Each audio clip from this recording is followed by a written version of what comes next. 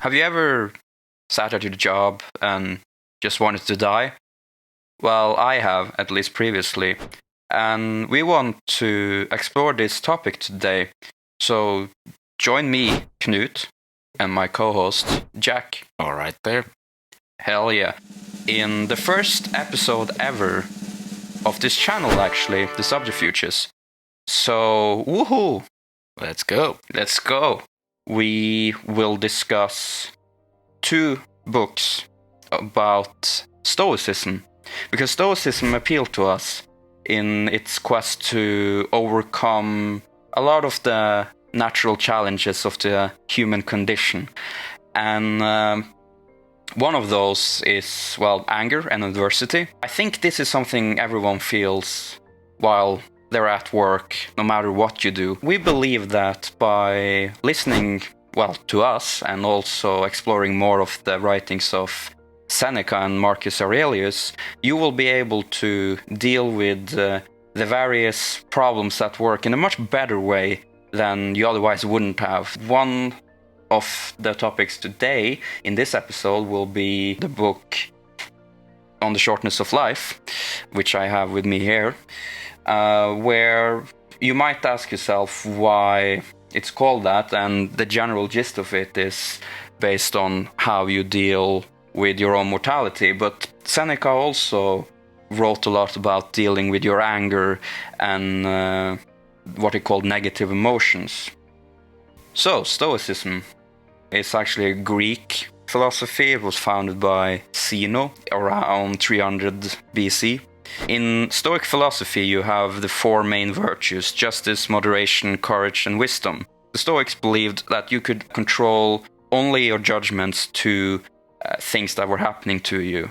You can never really actually be sure of anything. You can say, oh, I'm gonna go to the store today, but you might fall down and break your neck in the stairs. You never know what life will throw at you. So by controlling our judgment, we control our negative emotions. One thing about Stoicism today is that when people hear Stoic, they think it's this negative thing, that, oh, it's a person that doesn't feel anything, an unfeeling block of stone. That's not what the Stoics wanted you to become. Being able to feel positive emotions such as happiness, love, that's good. But negative emotions, anger, jealousy, and whatnot, those are destructive and ruin our lives. So when I mentioned that, oh, you sit at work and you want to strangle your coworker, or you're upset about some shit that happened at work, which I'm sure we all feel from time to time, then how would Seneca deal with this stuff? Well, anger is, of course, one of the emotions we should try to avoid. And if it goes beyond our control, we can't, well, control it. He writes, "Remember, it is not enough to be hit or insulted to be harmed. You must believe that you are being harmed. If someone succeeds in provoking you, realize that your mind is complicit in the provocation." This is something that has stuck with me over time. I have been at the office sometimes, or in my job, and yeah, it's when you feel frustration of some shit that's not working in some program, or you just have a bad day, it always comes back to me this, that nothing really is personal, and you have to believe that to be harmed or insulted, you have to personally believe it yourself. We choose to get angry at that annoying coworker we want to strangle. This kind of summarizes why Seneca's writing and Stoicism in general has appealed so much to me, though. I want to ask, of course, my co-host as well, what you think of this.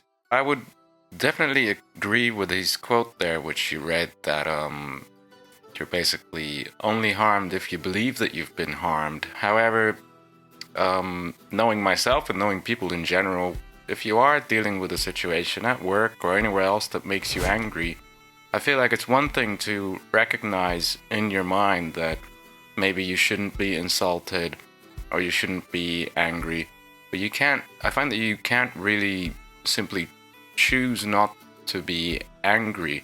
So for me, it seems to be more about recognizing that you're angry and not acting on that anger.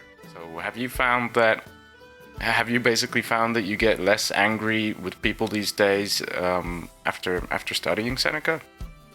Yeah, I think it has helped. Of course, it's easy to forget these quotes from time to time as well, but it does work when you actually remember. Yeah, you need to believe it yourself, right? Yeah, I would say it definitely. You find that people who hold on to anger, and I mean, including myself, where none of us are immune to this, but you can come up with a belief system in your head where you believe that you're actively being sort of harmed or attacked by other people, and you start reading into their intentions, and you come up with a whole story in your head about how it's, you know, these people are against you, or why did they say that? They must think badly of me or whatever, and then it helps to certainly just realize that it's just your thoughts, and you can choose to think otherwise. But when it comes to anger, that seems kind of clear. But what about have you found yourself being less stressed at work after studying these things, or what does Seneca say about stress? Yeah, he has this thing he calls on the shortness of life called the tranquility of mind. One of the quotes he has is, "Follow a smooth and steady course, well disposed to itself, happily regarding its own condition and with no interruption to its pleasure, but remaining in a state of peace with no ups and downs. That will be tranquility." It's this idea that even if you become what the Romans called a sage, which was basically just an educated person who knew everything about Stoicism, you would still from time to time feel these things, and you will be pulled back in a sense. Because for a time, like a year ago, I was really stressed about not just work life and specific things at work, but just in general, like I need to do this in my career, I need to reach this point, I need to do that. And that is something that, especially Seneca would say there's no point in thinking about this, because you will always stress about it. It will just make your everyday life more miserable, and you can never actually know if you will reach those goals you set career-wise, right? So I do sometimes think back to his concept of tranquility of mind, and it helps. But what I struggle with is to kind of put it in my brain in a subconscious way, and I think that is also something Seneca means when he talks about tranquility of mind, because in that letter where he mentioned this for the first time, he begins that letter that's just called the tranquility of mind, writing of all these setbacks he has. He says, he's teaching, or he has written about, you shouldn't be angry, you shouldn't be stressed, you should only accept that it's the judgment that you can really, your own judgments you can really deal with. But he still, fails to really achieve that. So what I think he really talks about is, be able to kind of reprogram your brain. I'm not so sure we can entirely reprogram our brain, but we can certainly train it to act in a different way. And that's where I think the concept of being present, basically the Zen Buddhist concept of what's today called mindfulness, or just being present in the present moment, relates a lot to Stoicism and the Stoic ideas of basically time. I see you have another quote here just from Seneca, where he says, "Life is very short and anxious for those who forget the past, neglect the present, and fear the future." So I'm thinking, you can't really prevent yourself from sometimes feeling anxious or stressed or angry or negative emotions, but you can remind yourself to let go of thinking too far into the future or the past, and instead focusing on the present moment and what you can control and what you can't control. And maybe that way staying aware of your own thought patterns and reprogramming yourself to catch them in time, if that makes sense. Yeah, because it doesn't help me to be angry really at anything at work. It just makes it worse. So it seems so, like of course it doesn't help you, but that's easier said than done if you actually feel like you aren't getting anywhere maybe in your career, or you are tired at the current job you have. But I still think that having more of this Stoic approach, especially like that quote, "Life is very short and anxious for those who forget the past, neglect the present, and fear the future." So if I were to apply that quote to being, well, angry or fed up at something work-wise, then that would be more in the sense that, oh, if you're gonna spend your days or 8 hours at your job just feeling negative emotion, you're just wasting 8 hours each day of your life away. And then you might say, oh, well, you can get another job. But the Stoic philosophy would say that you can make it so that you yourself in your mind become more, not happy, I would say, but more fulfilled in the situation you're in. And I think that is something that I've been trying to focus more on. If it has actually worked or not, I'm not sure yet, but this attitude that, yeah, no matter if I'm doing something I don't really like or feel 100% happy about, I'm still able to do it, and I should be able to do it in a way. I know that sounds maybe a bit depressing, but I think this last quote here is something everyone should keep in their minds, not just in work-related stuff.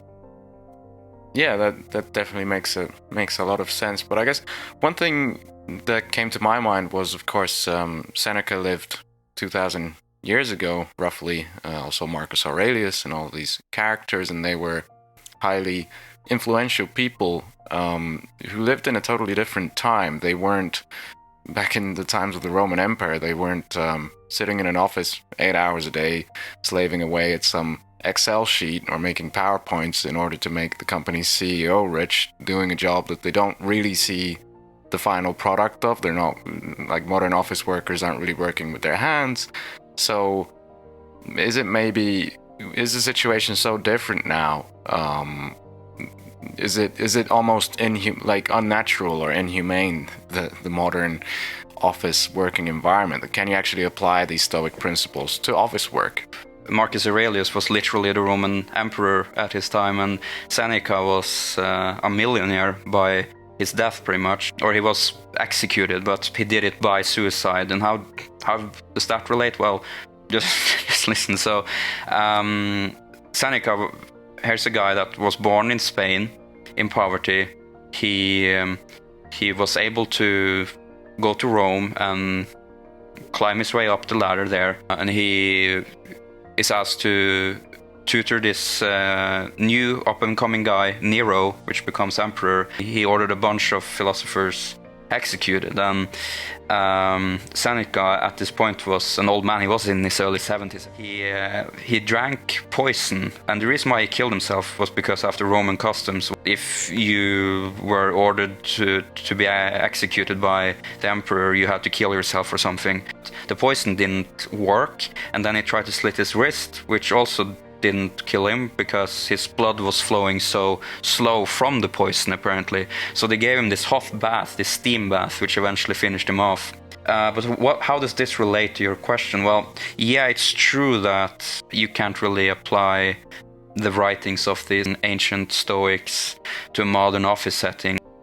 Seneca and Aurelius, they didn't need to slave away for a CEO, but they still had it pretty rough. I still think the main message from their writings is what elevates even their lives even more. It's more fascinating because you have this extremely, at least partially throughout Seneca's life, a very privileged guy who experiences lots of up and downs, and a lot of adversity, and he writes these letters on how to overcome that. So there's no really point in pushing that aside and just say, oh, this doesn't help me here and now. Stoicism and Seneca's writing in On the Shortness of Life isn't about how do I solve this right now. It's more about how do I deal with my problems in the best way.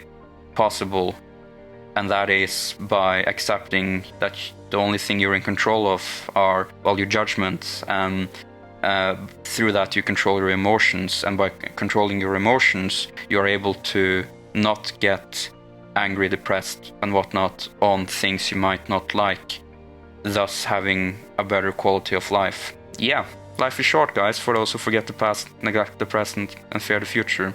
That was all for Seneca and the first episode from this podcast. In the future we will also do a bit more hee hee ha ha hoo hoo stuff, which is not as serious, where we just, well, explore different things that we find interesting. All right, and on those thoughts, I think it's about time to end this first podcast. So thank you for sharing everything you've learned about, well, not everything, but some of the things you learned about Seneca, and thank you all to the one person maybe tuning in by accident. Nice. Yeah, thank you. We appreciate you. We see you. Fist bump. See you next time.